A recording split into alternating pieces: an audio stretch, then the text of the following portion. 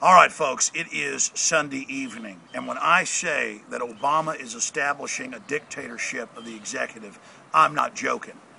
For decades, since the founding of FEMA in '79, there have been congressional hearings about this, the whole continuity of government system being used as a pretext to set up a dictatorship of the executive and the bureaucracy that itself is controlled by the banking cartel, the military-industrial complex, has been a serious threat to our country, as it's been to every other nation.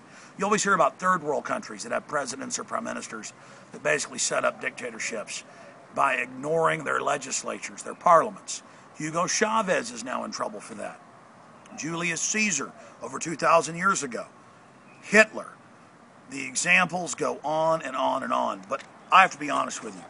It's still hard to believe this is happening in America. We've got a special report coming out later in the evening. I just shot at the studio that'll have close shots of all these news articles. This is so important, I'm going to cover this now.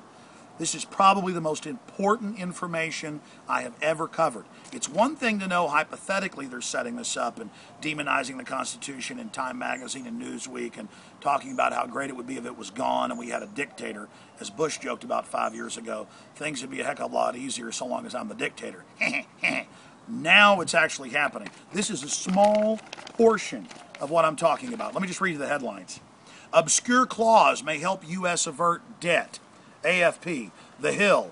Legality of 14th Amendment solution comes under fire. We're going to get to that in a moment.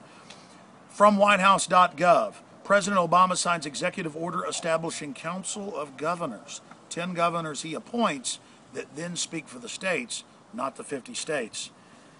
Continuing, Obama's Rural Council is just another attempt to control rural America.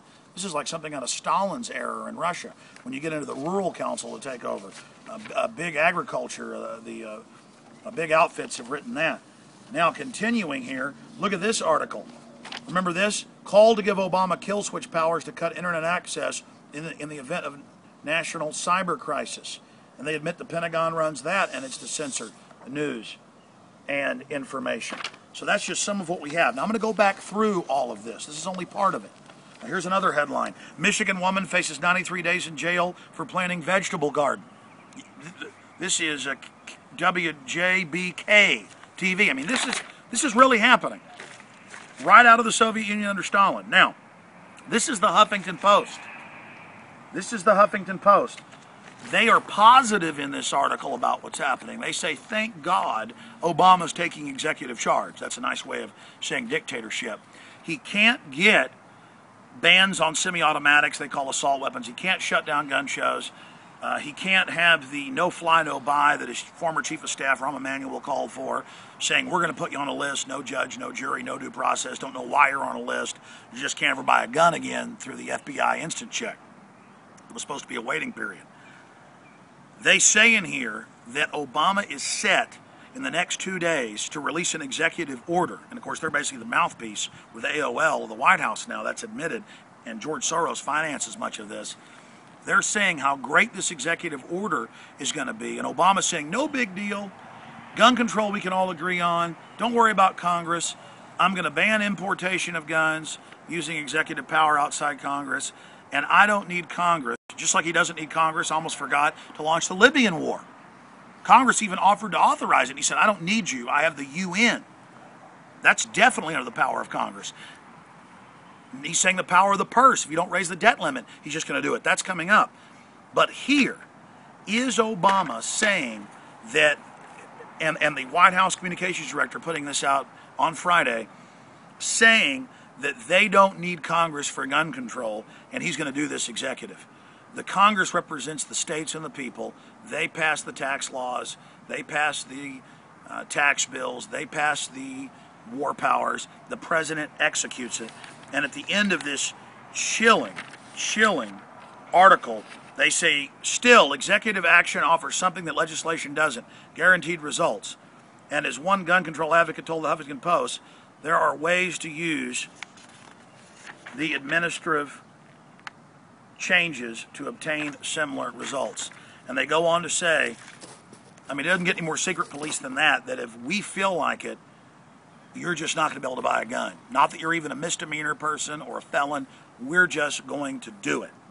So that's the reality of what's happening here. And you add to this launching the Libya war without congressional authorization. And saying, I don't need your authorization. I'm doing this for the credibility of the UN. The EPA, they wouldn't pass his carbon taxes, so he's had the EPA implement it against people that aren't his political donors. General Electric and others are exempt. You've got this incredible French news agency report, The Hill, and others. And when you read this news article, here, let me pull it out.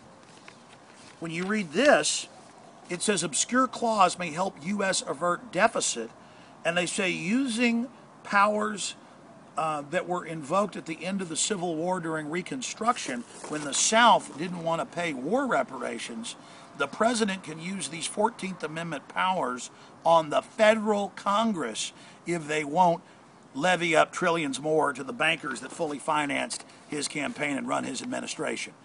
You heard me right, and of course the media is freaking out.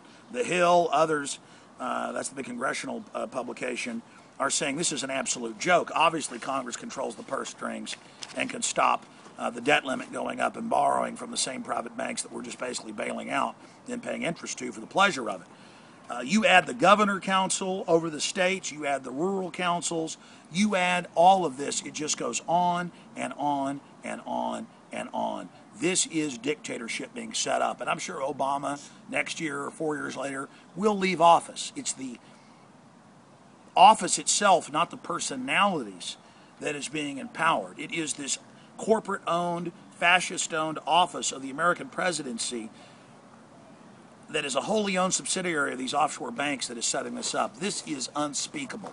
You know, Ron Paul said a couple months ago, that it was the last nail in the Republic's coffin if Obama could launch wars without congressional approval. Well, if it's the last nail, this is the coffin being lowered into the ground and dirt being dumped on it.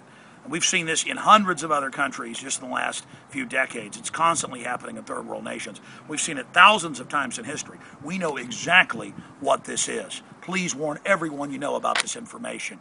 We've got to save the Republic, because if they can get away with this, they can do anything. Please spread the word. I'll see you back live tomorrow at 11 a.m. Central at Infowars.com for the live radio show.